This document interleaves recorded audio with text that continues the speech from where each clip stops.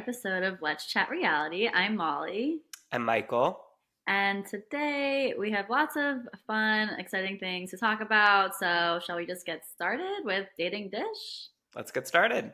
Yes. So, we have now a premiere date for season 6 of Love Island USA, which is going to be starting on June 11th, which is now less than a month away because it's crazy. We're already basically halfway through May. But yeah, so I'm excited. I haven't actually watched a full season of Love Island before, so maybe this will be the season that I'll actually watch, but we'll You see. watched Love Island Games.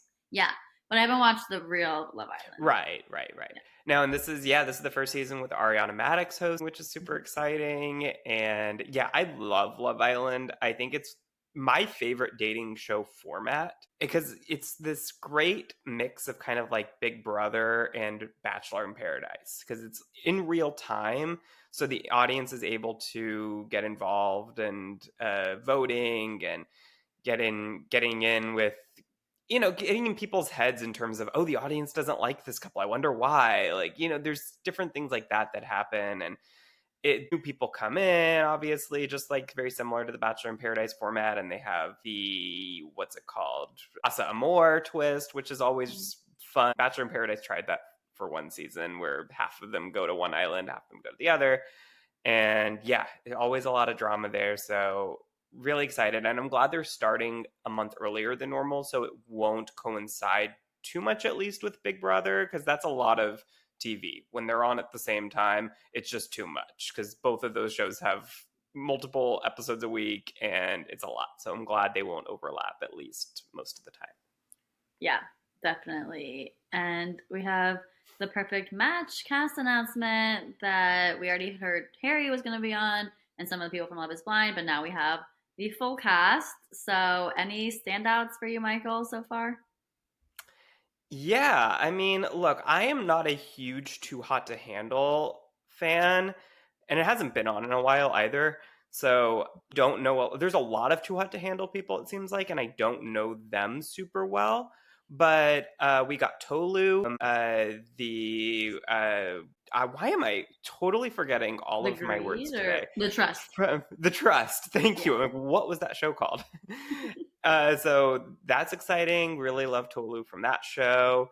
We have, They Love is Blind with Jess and with Trevor, which will be very interesting to see. I know that this filmed before that season aired, which means it was before everything came out with his ex. But I'll be interesting to see how they handle that, because obviously now everybody has turned on him, pretty much, of the viewers. But when that filmed, they were still probably under the impression that we were all going to love him. So it'll be interesting to see how they kind of change the way that they edit that, because I'm sure they will. I'm sure they will have to address it in some way, whether it's a confessional that they film with him after the fact where he can kind of address that, or I don't know exactly what they're going to do, but I'm interested to see that. So yeah, I think those are the ones that stand out the most to me. But look, I think it's a pretty good cast. I'm excited for the season. Yeah, I'm excited to see how Harry and Jess are portrayed in their romance and whatever happens there, because now that we've heard a little bit from Harry and that like he basically like wanted to propose to Jess, like all this stuff that we're like, whoa, what happened here? And so we kind of can see that happen on TV, but then we know that they broke up. So go into that with whatever you want to think. But overall, like that will be, I feel like, an interesting plot line I feel like they're going to talk about. So we'll have to keep an eye out for that. Also, I love Micah, so I'm excited to see her again. Yeah. And see, hopefully, maybe she finds someone. But overall, I am excited for this cast. Me too. Yes. So speaking of more Netflix stuff, we have some exciting news from Love is Blind. Zach and Bliss welcome their baby girl. Galileo Terry Rain is her name. And so very happy for them. And first Love is Blind baby. So Vanessa Lachey is also very happy. She is celebrating somewhere in the world right now. Yeah, but it was sweet to see that Bliss shared a photo today on Mother's Day. So happy for them. Yes. Yeah, no, super happy for them. They were a couple that did not start out getting together on Love is Blind. So I think that kind of shows, anything could happen. Even if sometimes you pick the wrong person at the start, you can go back later, figure it out, get the right one, and live happily ever after. So I hope that that will encourage future Love is Blind contestants to go with their gut, later on in the season and give it a shot. So as long as you don't, talk with both of them at the same time, you end it with one before you start with the other, do it right, like Zach did, to be fair. Yeah. Or I guess Irina kind of left on her own, but he was not talking with both of them at the same time. And so, we've seen that happen and that does not work out well. But yeah, when you do it right, it could all work out. For sure. Well, that's all we have for Dating Dish this week. Now, Michael, take it away.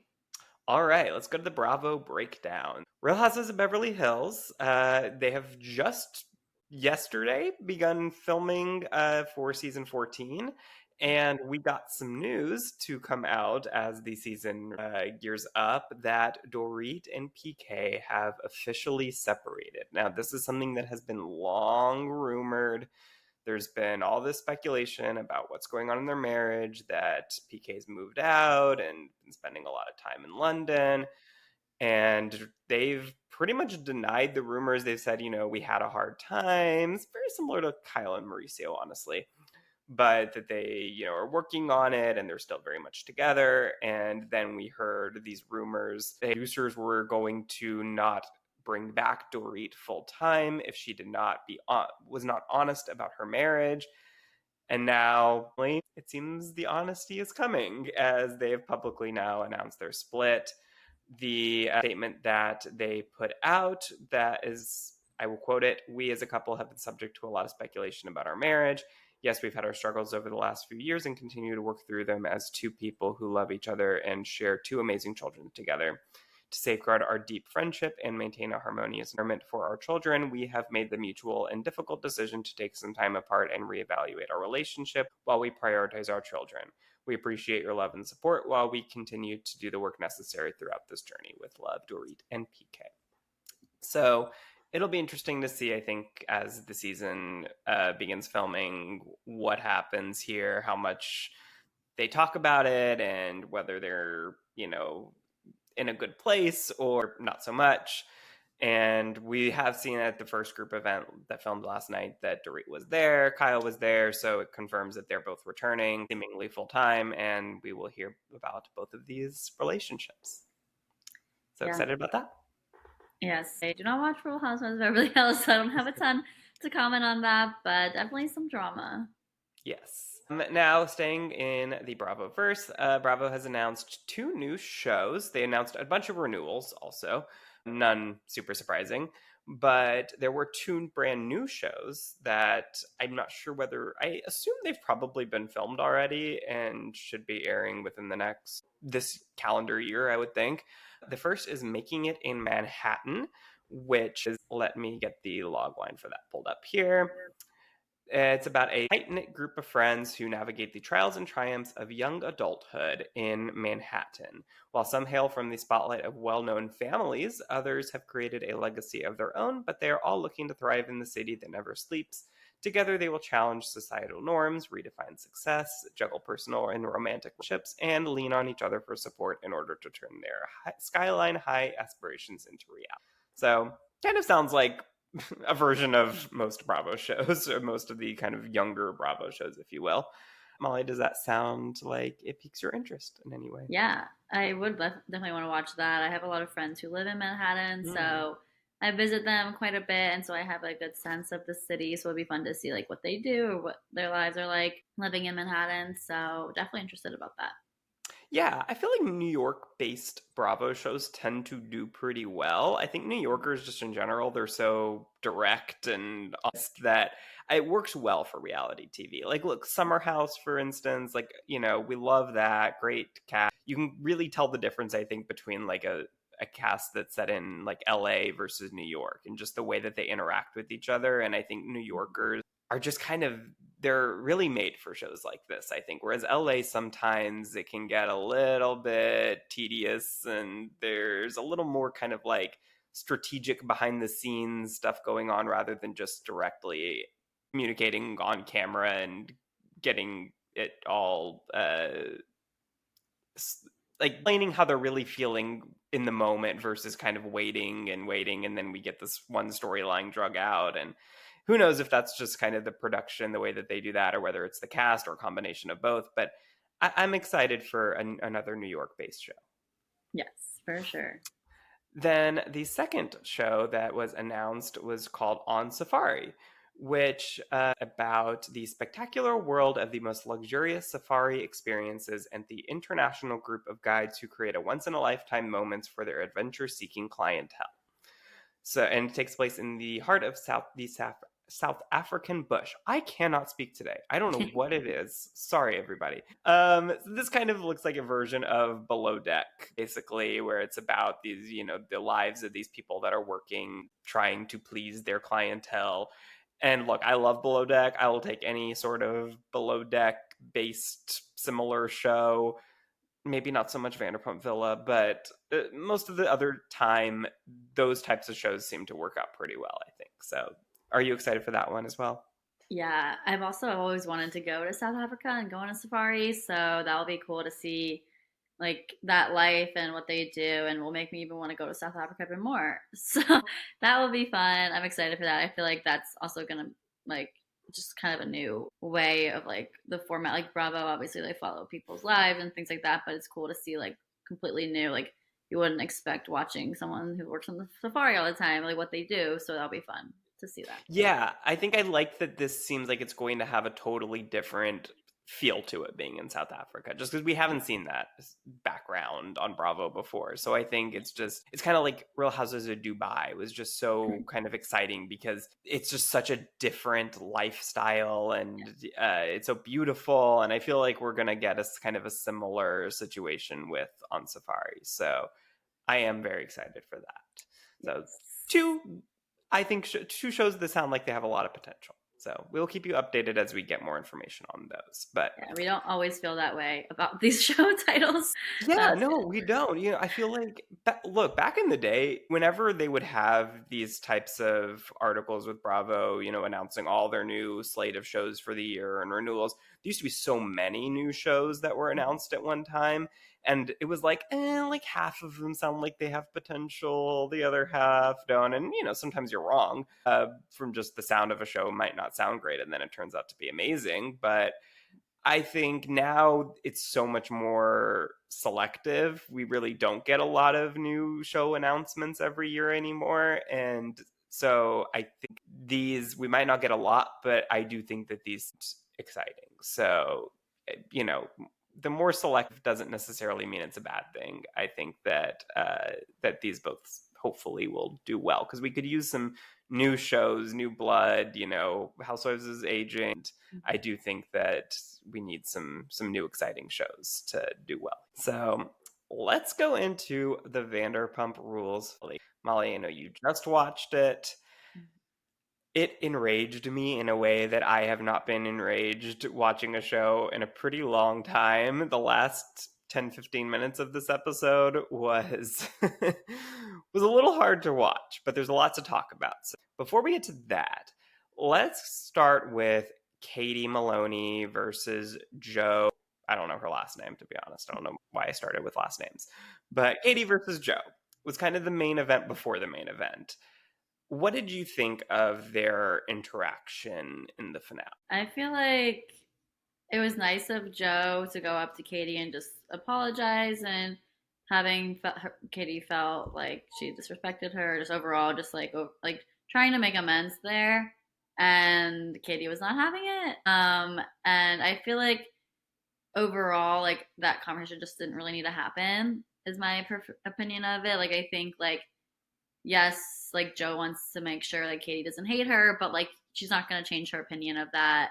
She was hooking up with her ex husband. Like I don't think Katie's ever gonna really like her.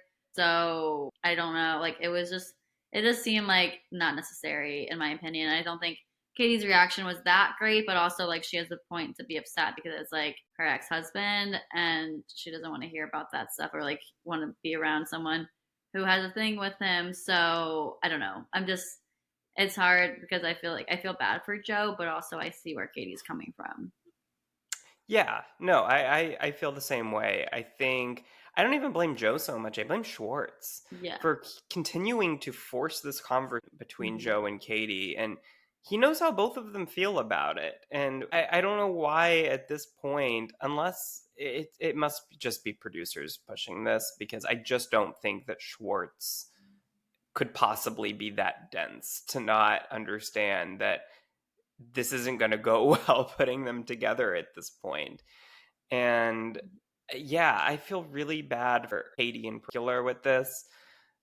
And I think that Joe is just being strung along by him, and he's not being clear with her about his intentions and whether he feels like it's going to work out between them. And he's giving her all these mixed signals. And I think that if Joe were to just kind of leave this thing with Katie alone, I would feel really bad for her. But it is hard when you kind of look back at, okay, Joe knew about the affair more than likely and didn't say anything for so long. And then went to Thanksgiving dinner at Tom and Ariana's and just sat there knowing this information without saying anything. And the fact that then she got with, texted Katie and, I'm here for you. And then right away went and slept with Schwartz. And it doesn't quite, it's like you feel bad for her. And then you just remember the chain of events. And it's like, she's not really the victim here. Like she did do some shady stuff.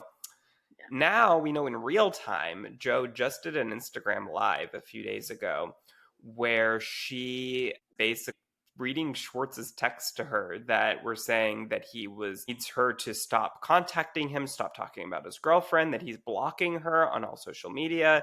He's basically saying that she's weird and is I don't have all of the exact quotes pulled up, so I don't want to say anything wrong, but Mm.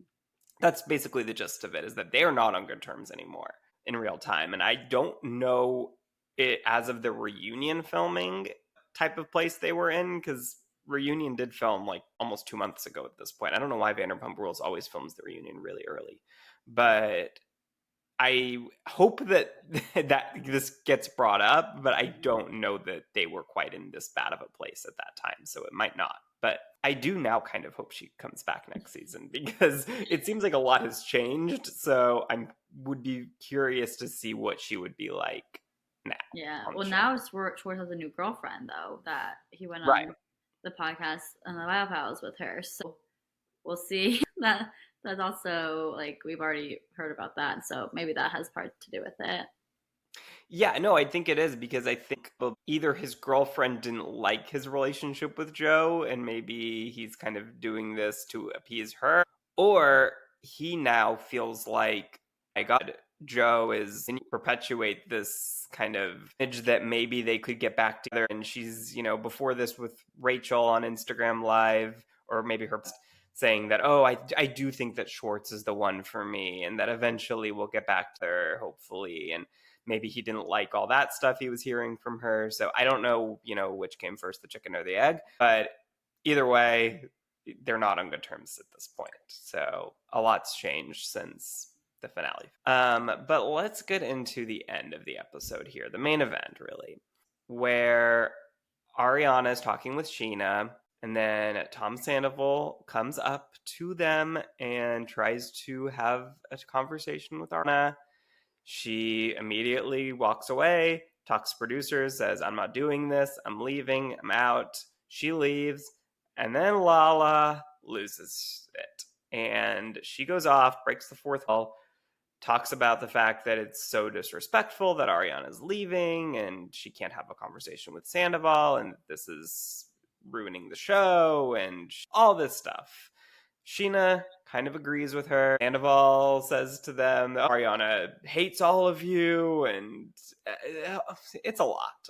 What did you think of all of it? Yeah, no, I kind of saw some discourse online before I saw the finale, so I had like an idea of what was going down, but I didn't expect like to the level that I saw. I was like, wow, like they're really trying to take Sandoval's side here. Like I was just like, what? Like obviously Ariana's in the right here. Why are they trying to show this redemption arc for Tom that like doesn't make any sense here? That he's the one who cheated on Ariana, and now everyone's trying to seem like Ariana's a victim in this, or not a victim. That Ariana's like the one causing the problems here, and that like she needs to be able to film with everyone. That like this is what she's agreed to. Like obviously, like she needs to put herself. And if she doesn't want to be with Tom Sandoval, like she doesn't have to be with him. Like this is all very recent. That she thought she was going to be spending her life with someone who then had an affair for 9 months. Like that's not something you just get over in a day or months or years even. Like like she's obviously like still very hurt from it,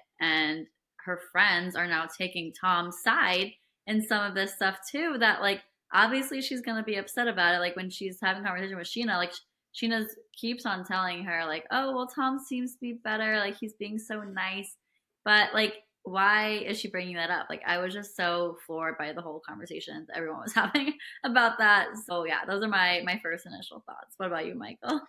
Yeah, no, I think it's just so wild that everybody feels the need to continually like tell Ariana every tiny little detail, especially Sheena. Like every tiny thing that Tom says, does, everything they're feeling about him, like they feel like they need to just I guess get Ariana's permission and for her to say like, "Oh yeah, it's fine. I'm fine with it. It's been 3 months. What do I care at this point? Like, he just ruined my life. I mean, well, it happens. But it's like, okay, just do what you need to do for yourself, but don't tell her about it. Like, and I guess in their mind, if I'm trying to put myself in like Sheena's position here, I think Sheena is somebody who cares so much about what the audience thinks.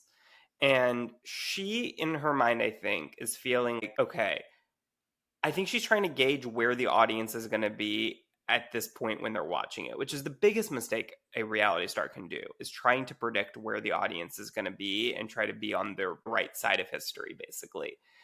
And Sheena's that type of person that can't help herself. And she's going to think, okay, a year from now, when this is airing, everybody's going to be over it. And I don't want to be the one stuck in the past and bitter and can't get over things. And so she feels like, okay, I need to kind of forgive Tom, but do it in a way where I'm getting Ariana's permission so that if the audience is still on Ariana's side, I'm okay because I've gotten Ariana's permission and she's told me it's okay to be friends with Tom. So then I can justify it that way. But then if they're not on Ariana's side, then I'm going to be in a better place with Tom than she is. And so I can kind of be in the middle. Like that's, I think, honestly what she's thinking. And when Ariana's not giving her what she wants, then she's just losing it because she's like, I don't know what to do now. Like, I don't know what the audience is going to think. And she's just like going easy in her mind, I think. And then Lala Lala really pissed me off. Like Sheena, I get it because Sheena was really good friends with Tom. Like I will give her that. That Tom was the one person when Sheena joined the show who was supportive of Sheena, kind of brought her in the group, wasn't judging her so much for being a homewrecker allegedly with Eddie Cibrian and everyone else. All the girls hated her, and Tom was kind of the one to bring her in. So I do get that there is that history. Lala has never liked Tom.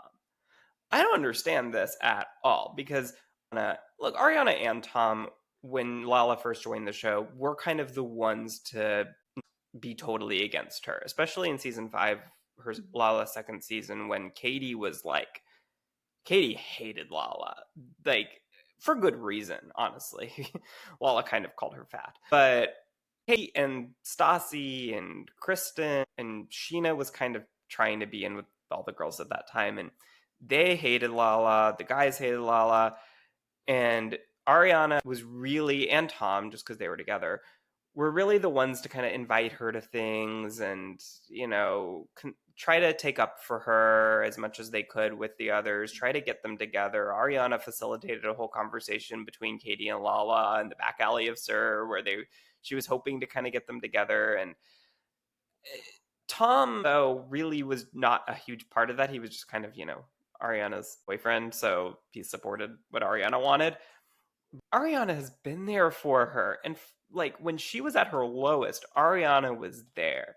And so for her to now, when Ariana's at her lowest, to completely turn her back on her. As soon as they're not making any money off of her with their podcasts and talking about Scandival, and as soon as that ended, they just turned on her.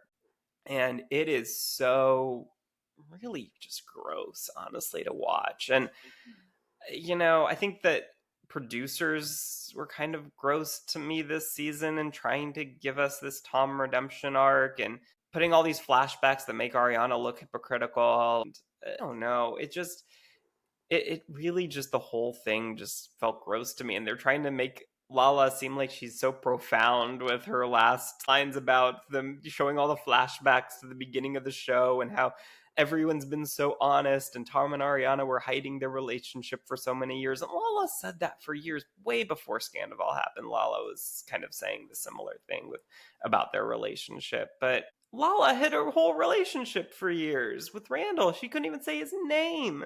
She pretended like he wasn't married. She pretended like he didn't exist.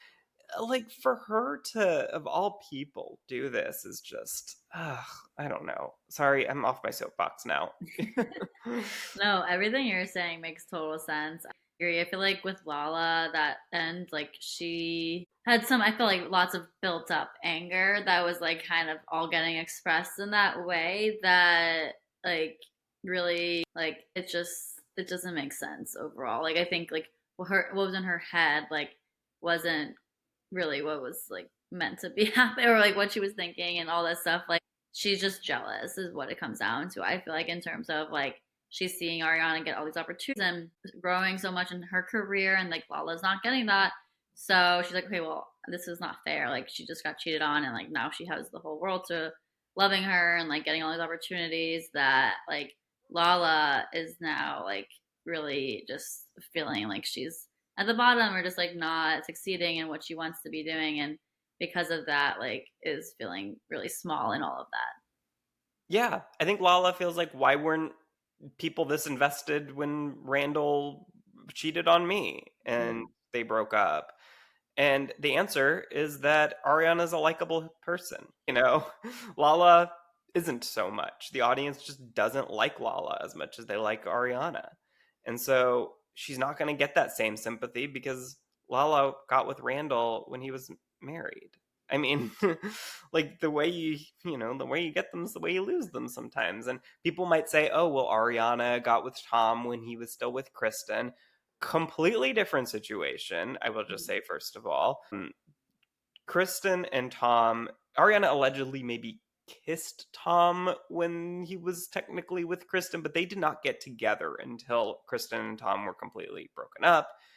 Kristen and Tom were both cheating on each other, like constantly. They were young in their 20s. It's just a totally different situation. So, let's not start with that. But yeah, I just think Lala feels like, I mean, you're right, that she's completely jealous that she didn't get the same level of sympathy and opportunities that Ariana got. That honestly, Lala's storylines always kind of seem to get one upped on this show by someone else. Like when they broke up, oh, then Tom and Katie broke up, and then Scandival happened, and then Lala has a baby, and oh, Tina has a baby. Like, it's like every time Lala has like this big storyline she thinks she's gonna have, somebody else kind of one ups her. So I think it's just kind of this pent up jealousy, rage, anger that just all kind of exploded at this finale. But I'm very curious to watch the reunion, see what happens there. They're going to watch the end of the finale together at the reunion and get real time reactions. So I'm really excited to see that. And oh, I meant to also bring up Allah's podcast. People have been bombing it with 1-star reviews over the last few days.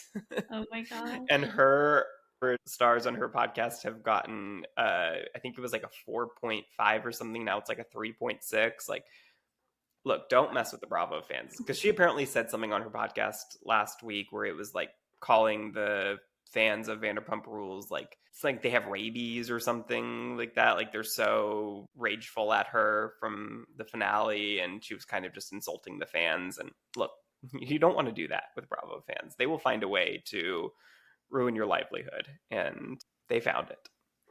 Yeah, she should have learned from seeing everyone hating on Tom Sandoval. You not take his side on anything. Yeah, you would think that they would have known that. Yeah.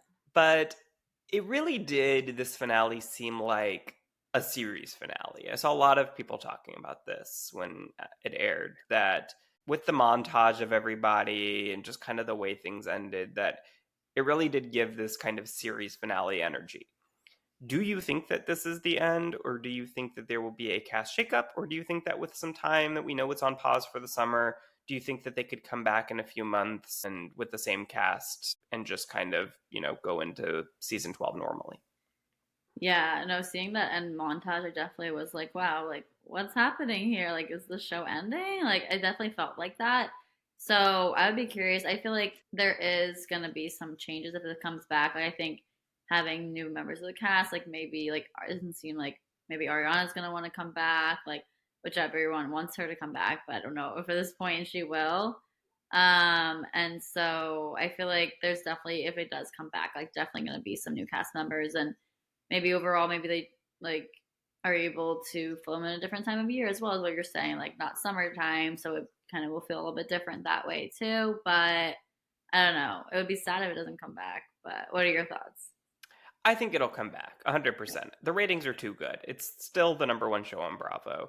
I think, it's not the heights that it was obviously last year, but it's still the number one show on the network. And they even said with Peacock numbers that it's the biggest show on Peacock from Bravo. So it's coming back in some way, shape, or form. It's coming back.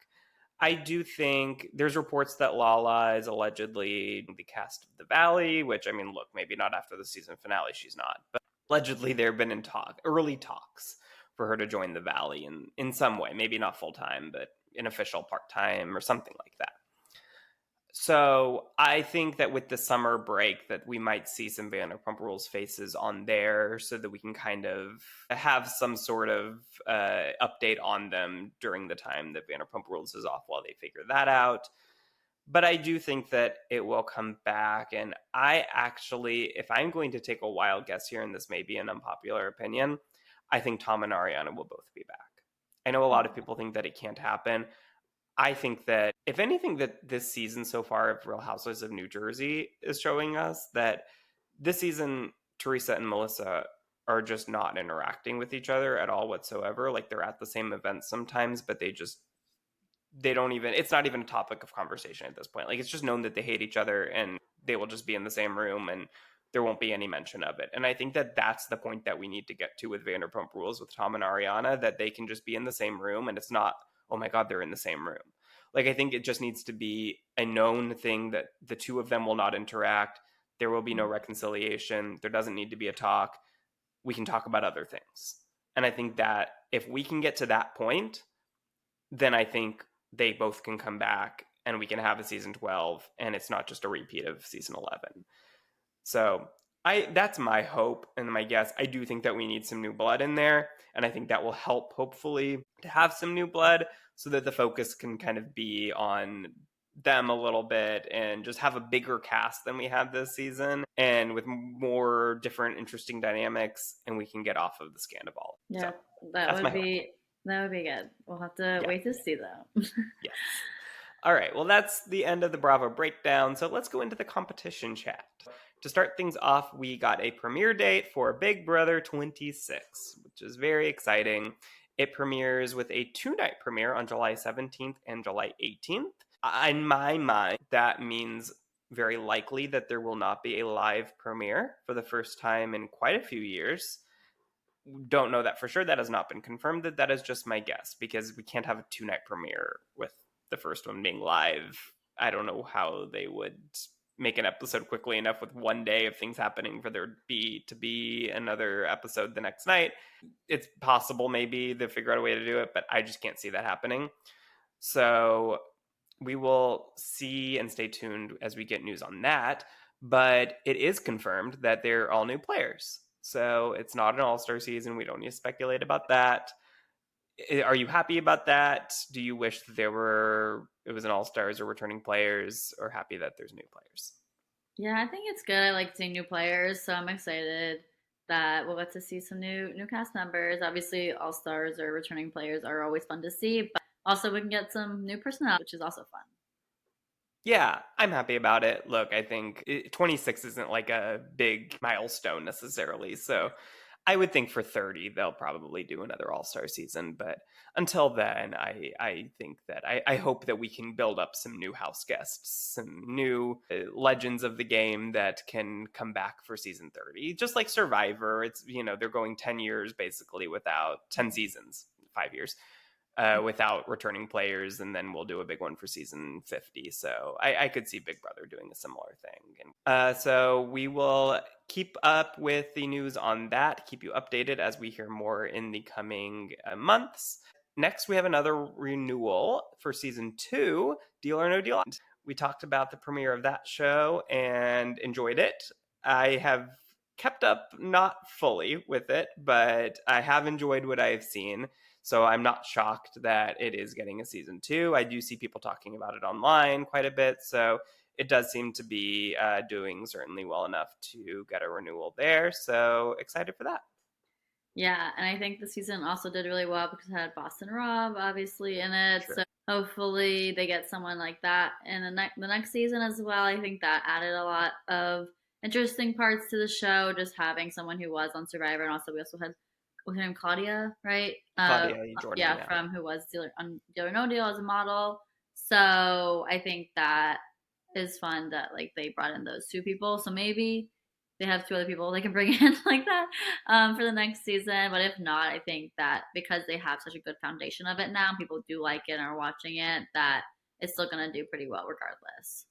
Yeah, I agree. I think that that was a stunt they needed to do for season 1, but I hope they don't feel the need to do for season 2, because I would be curious to see with just a total cast of random people, not anyone who has a leg up in that way of having done Survivor 5 times. And I don't think that Claudia had a big leg up No. knowing Deal or No Deal, but I do think that Boston Rob obviously has had a huge advantage.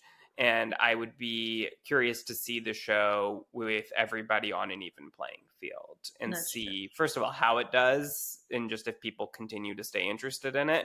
But then also what the game is like when everybody is kind of at the same level on how to play these games. Obviously, some people will be fans, some people won't, but other than that, as a normal cast, basically, to see what happens there and how the game is played. So we will see, but allegedly we won't have to wait a full year because I think that's coming back in the spring this Hmm. time. So excited for that.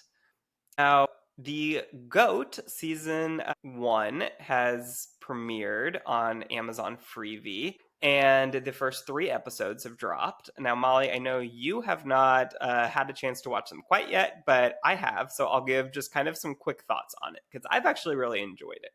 I think that it gives a House of Villains vibe in just the way that Daniel Tosh, we have a comedian host who kind of makes fun of the contestants, and they're obviously all former reality stars.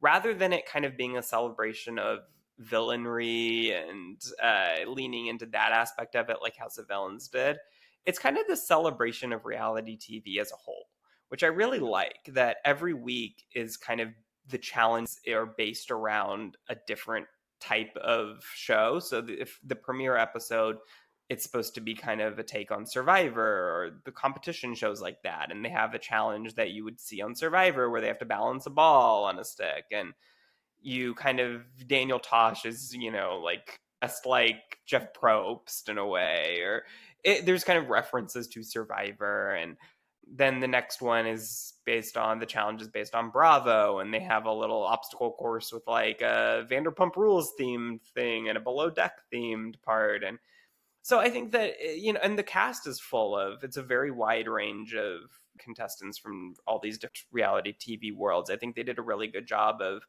involving pretty much every corner of the reality TV universe that I could think of, except maybe like the VH1 area, I guess. But for the most part, it's there's a wide range of people, and so pretty much every kind of theme that the challenge has, there's a contestant there who represents that as well. So I really like it. It takes a couple episodes, I think, for the game, like the strategy to heat up, but by episode 3, it's bonkers. They are invested, not just like on some of these shows you see kind of these the competition, the gamers as they were called, they tend to not take things personally. They tend to really game hard, and then everyone else is kind of like, "Oh my god, like what are they doing?" Like they take it so personally.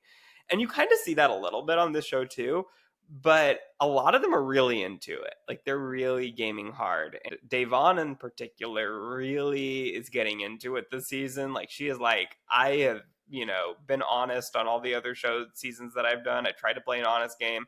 This time I'm just going for it. I'm lying. I'm doing whatever it takes to win. And you kind of see some tension form between Davon and some of the others. I'm excited to see where that goes in the coming episodes, but I'm really enjoying it. I highly recommend it. We'll talk about it on a future episode more as the season goes on because the episodes are airing weekly. The first 3 dropped this last week, and so they're airing 1 a week after that. So we'll have plenty of time to talk about the season, but I'm really enjoying it. Yeah, I'm excited to watch now that you've given that quick recap. I'm like, wow, this does sound really good.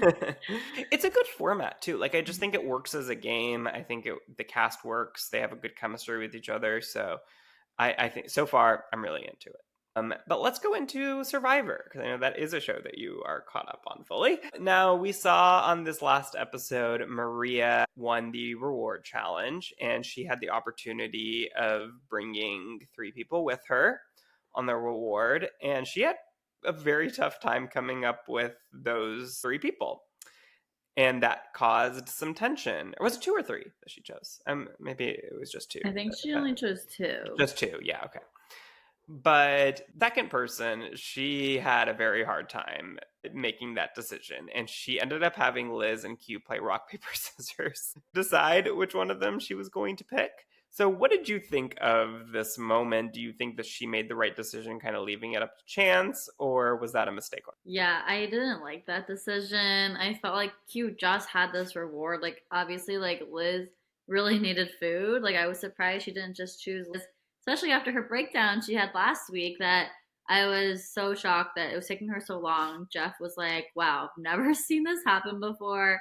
She's taking the longest I've seen anyone decide on who they're taking to a reward. So that was really interesting. And then we also saw her, like, her saying, like, I didn't want to win a reward because I didn't want to have to make this decision. Like, obviously, if you're on the show, you're going to think you could win something. Like, you need to think about who you want to take on these things.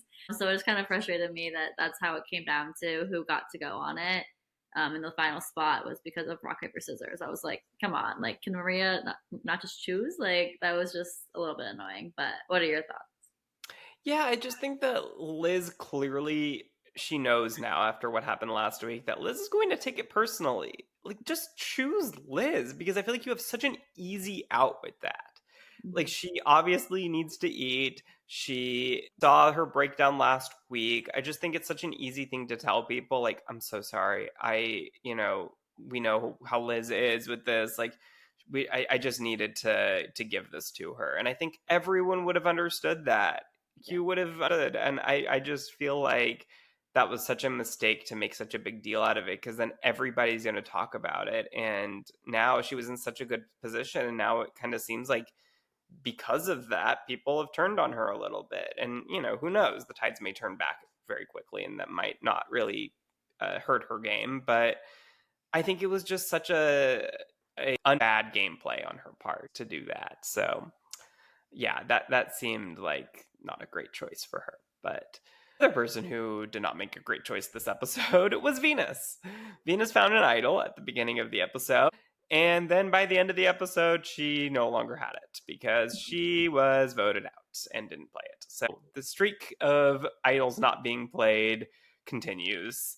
What did you think? Did this surprise you? What were your thoughts on Venus's decision not to play the idol? I was sad that Venus didn't play the idol.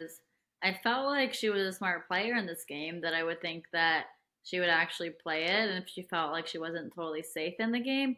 And I felt like she didn't think she was totally safe in the game, so I thought she would have played it, and she didn't, and then she got sent home. So that was unfortunate to see that another idol was being burned in the pockets. It just, I don't know, it's just crazy that these players are not playing their idols. And because I felt like because they were showing it, like, oh, she's finding the idol, like this is great. Like I felt like another thing was gonna happen again. Like what we've seen is that she's not gonna play it and she's gonna take it with her. Like the same situation happened. So it's unfortunate, but obviously she didn't play it, so she's that's at home. Yeah, as soon as we had that confessional of her saying, I could use my idol and get to another week.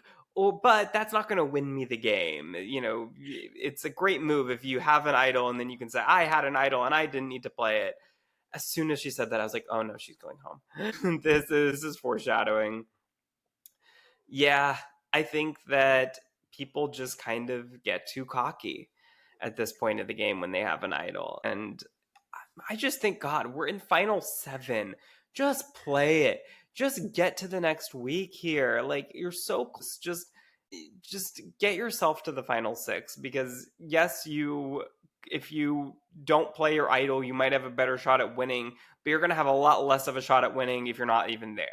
So I think that's just a classic case of the survivor overconfidence and getting blindsided because of it. But I loved Venus. I think she added a lot to the season, so I'm glad we had her for as long as we did. But there has been some online drama between Venus and Soda in particular that apparently they did not get along, not only in the game, but at Ponderosa. There's been a lot of speculation, or not even speculation, because Venus literally said it, that people were not very nice to her at Ponderosa, that she did not feel welcome there, that it was actually worse than even in the game. And then Soda came out and basically said, I need to defend my name. Venus basically saying, yeah, there was tension, but she's blaming Venus for it rather than everyone else. She was like, everybody was so nice, to everyone who was voted out, and that Venus wasn't nice to her and to everyone else, basically. And it seems like actually Hunter was the one who Venus got along with the best at Ponderosa. Of all people, the two of them seemed to be on good terms. This is when I wish we had a live reunion again, because I need to get some answers with this. Like, we need like a Bravo reunion for this season. We do not need the day after, or the day of the finale, like after show where they're still in their, like, haven't taken a shower yet. So I hope that we get something here, because this cast has a lot of drama. Yeah. No, for sure. That does sound like a lot. I didn't realize all that stuff was going down, so I definitely want to listen to what Venus has to say about it, especially Yeah, no, just Soda. check Instagram, check Twitter. There's a lot there. Yeah, no, that's some drama. Yeah. But let's move off of Survivor and let's just briefly touch on the Circle finale. So we had the last episode and we have a winner, Brandon, aka Olivia. What did you think of that? What did you think of the finale? Did that surprise you that Brandon won?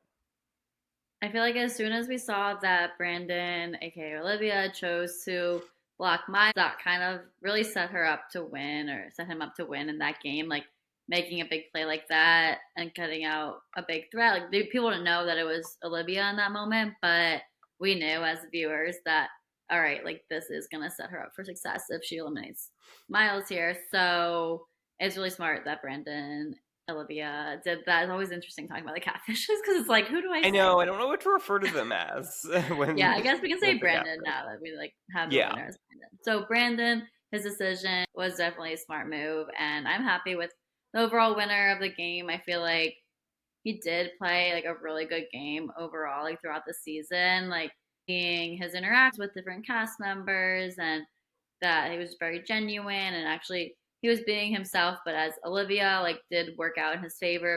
Everyone thought Olivia was so nice and friendly and just like a good person to have around, and ultimately helped Brandon win it all. So I'm happy with the overall results. What about you? Yeah, no, I am too. I think that Brandon was a deserving winner here.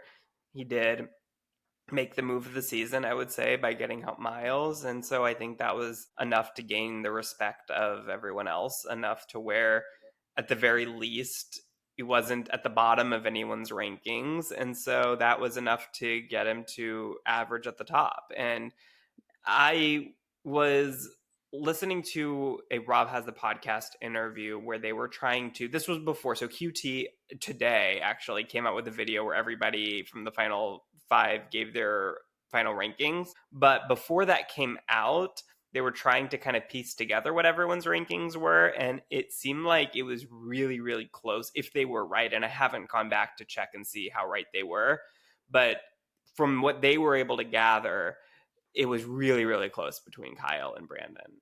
And it was like if one person had slightly changed their ranking, it would have pushed Kyle over the edge. I want to now look at to see if that was right and kind of how close it actually was in the end. But it was like everybody was at the top of someone's rankings, which was kind of wild. I think that's the first time that's ever happened that every one of them they were at the top of one person's.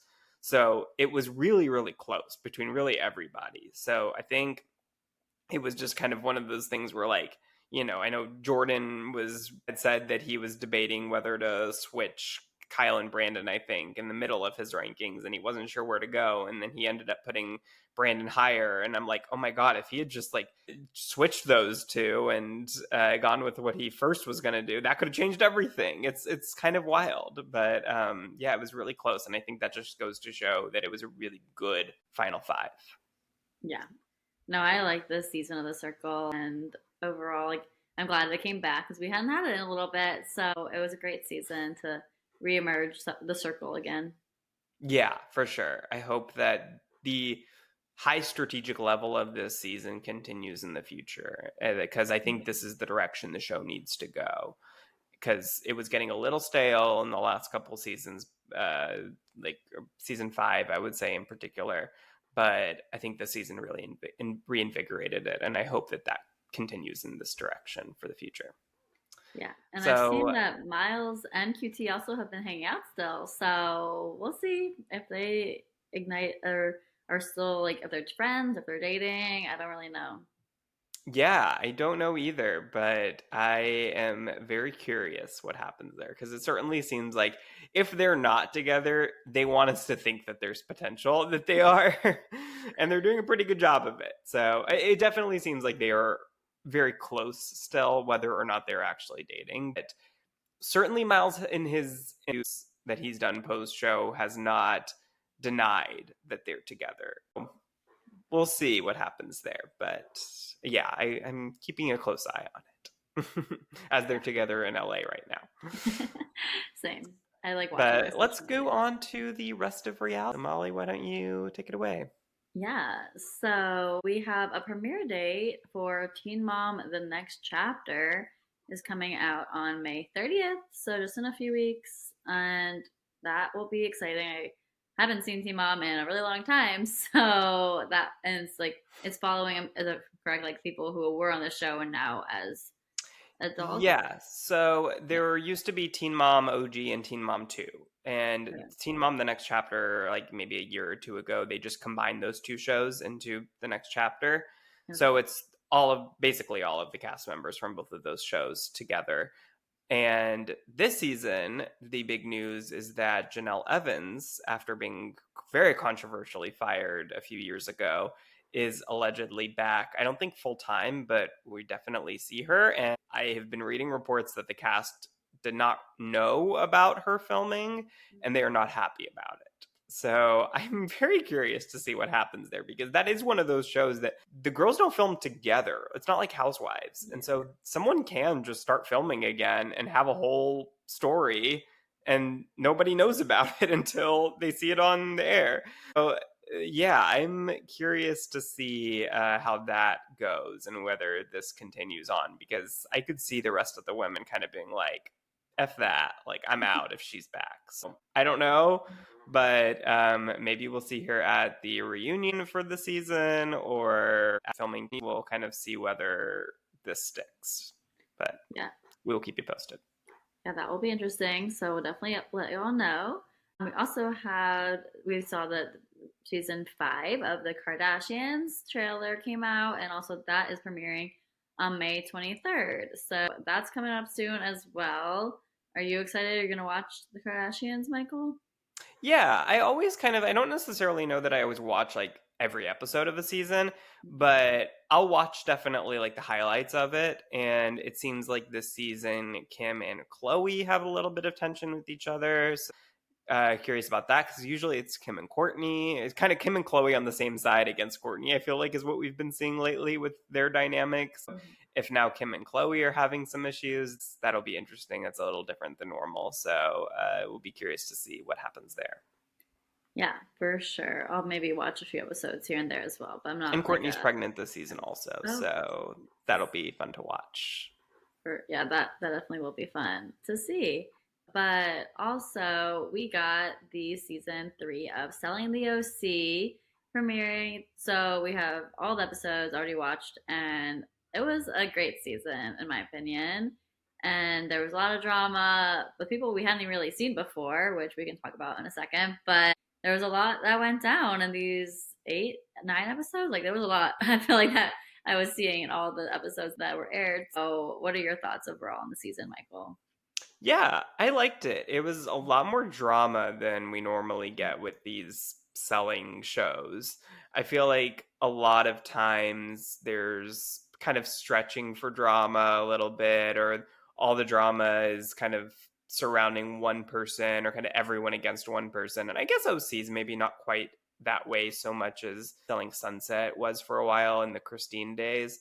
But this season, there was no lack of drama. Like, I actually felt like I believed the drama I was watching, I guess, more than maybe sometimes on these shows. So I think, with this Sean versus Austin situation, which we'll get to in a second, like I was like, okay, I believe that this is real drama that's happening between, which I don't know that I always believe. I was very invested in it, and yeah, I thought it was a really good season.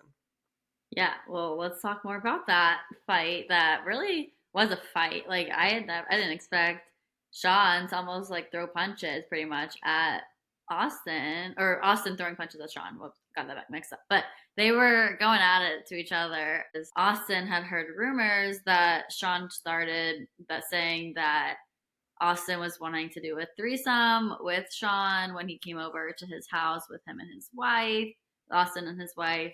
And Austin saying that never happened. Like Sean made this whole thing up. Like he just came over. Like this and this isn't at all what went down. We obviously don't know exactly who's telling the truth here. From what I want to believe, I feel like Austin is the one in the right here, and that Sean really, since he hadn't had a ton of airtime, like wanted to fabricate some story. Like yes, maybe he did go over, and maybe he was thinking Austin was being a little bit flirty, but maybe that was just him being nice. And then Sean is like taking it to a new level and then bringing it up, and that like he wanted to hook up with me, even though like that's not at all what Austin was thinking. And so that's my understanding of it. And I felt like that caused a lot of that drama was because like Austin was upset with how Sean shared that, spreading the rumors wasn't true in his opinion of what went down, and really went at it. Like Tyler Gio had to come out to stop them in this fight, and it was not good. I was witnessing that like from the TV side. I was like, oh my god, I'm glad I'm not there because that was pretty intense. But yeah, what are your thoughts on whose side are you on for this fight? I know this is such a cop out to say, but I do think that the truth lies somewhere right in the middle of the two. Because Yeah, I agree with you that I think a lot of the reason why Sean was at the very least bringing this out now was because he had not had much camera time in the past. And I do believe Austin when he says like Sean was upset about his lack of camera time in the past and that yeah, he had expressed that to him. And that this was probably a big reason why he felt like he needed to have his moment of big drama now this season to force them to give him camera time. So I do believe that to be true.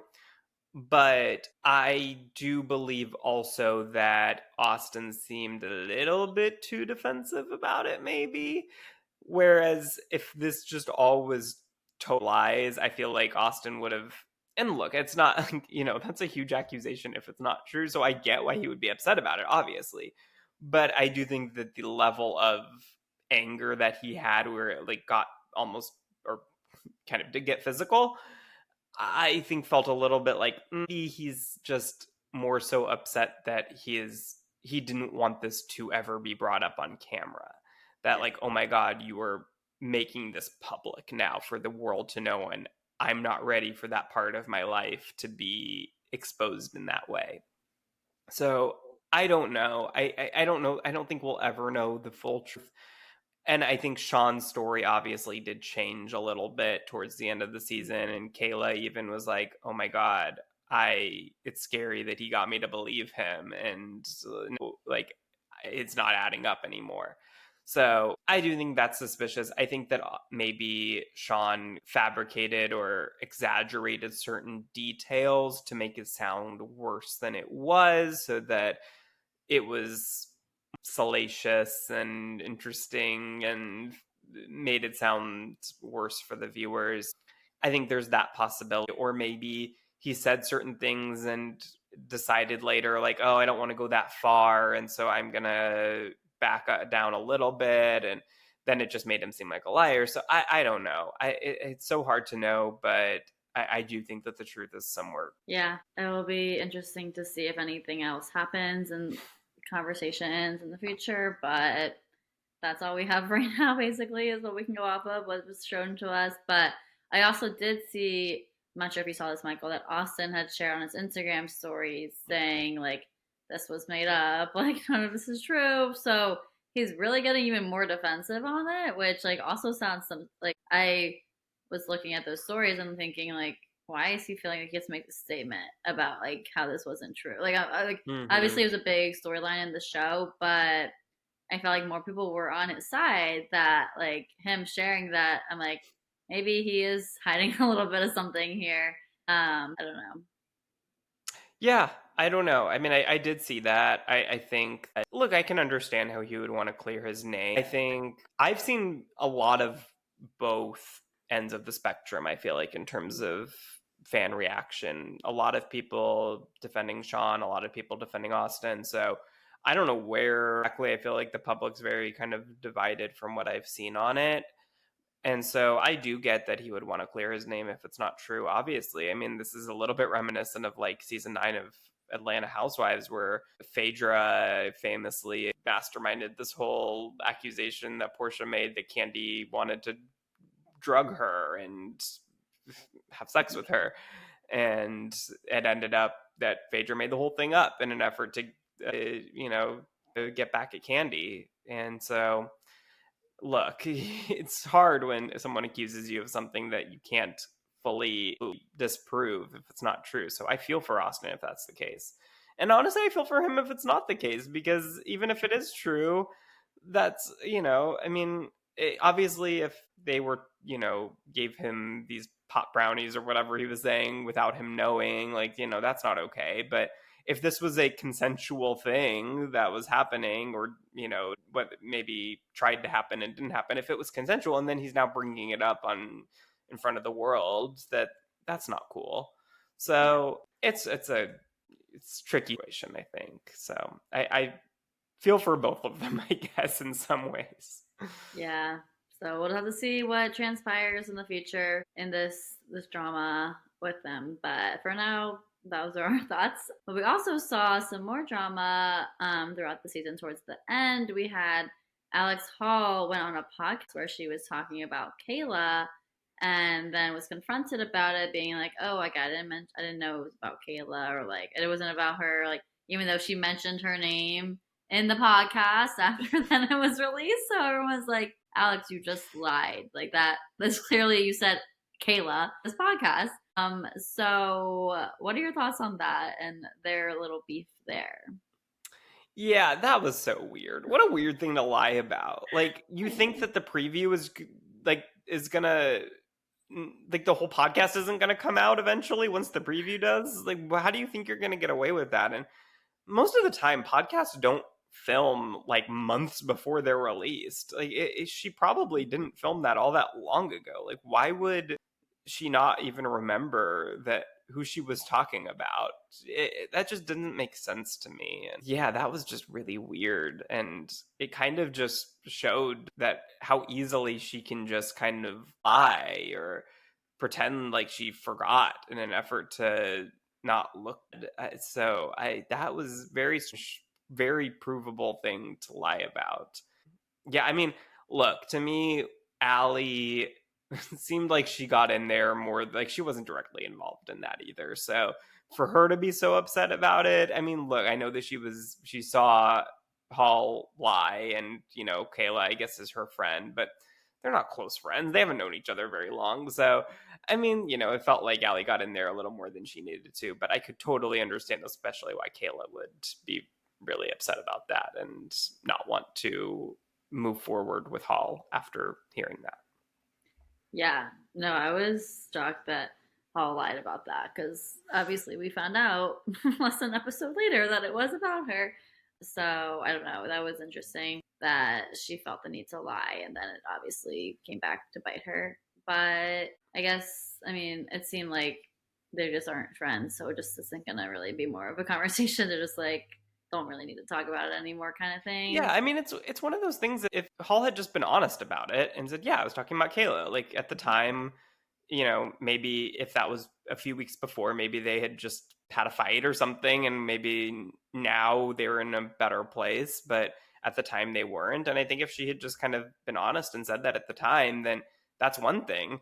But for her to just lie, and say, "Oh no, that was not about you," and then a day later the podcast comes out and you said her name, like that's can't really defend that. Yeah, we had a lot of Alex Hall this season. We also saw her and Tyler kind of explore slash not explore a relationship. That was kind of, I felt like not needed in some parts of it. Like they were trying to really force this together. It sounded like it didn't feel like cohesive or like kind of that it was gonna work. It just kind of felt like they wanted to do it for the show in a Yeah. way that like it didn't really feel real. And especially then like in the end, like they're making that so dramatic. Like Alex being like, coming to Italy. I I think was the like, show they're like thinks having we this care a conversation. lot more about that relationship than we do. Yeah. Like I'm like, what? Like why are they trying to show that like Tyler wants her not to go and that like she's gonna make her decision because she wants to see if this can go, but then she leaves to go to Italy. So This feels so The Hills to me. yeah. Like this whole thing just feels very, and it's the same producers, so there's a reason why it feels that way. But I feel like they're trying to recreate some moments from The Hills with this relationship, and it's the chemistry between them's not there. It doesn't feel authentic. It doesn't feel real, and we know in real time that they're not together. So I don't know. Yeah, that was another part of the season that was kind of interesting, kind of like, why do they keep on showing us this? But overall, like it ended with like, yeah, they're not together. Like we knew that. But it was still enjoyable season, I would It say, was. with everything that went down. So it was great. Hopefully we get some more of this kind of drama next season, but we don't have an air date yet or if it's been renewed. Is that correct? Right, no, it has not been filmed, not renewed officially yet. We have a lot of people who have left the Oppenheim group.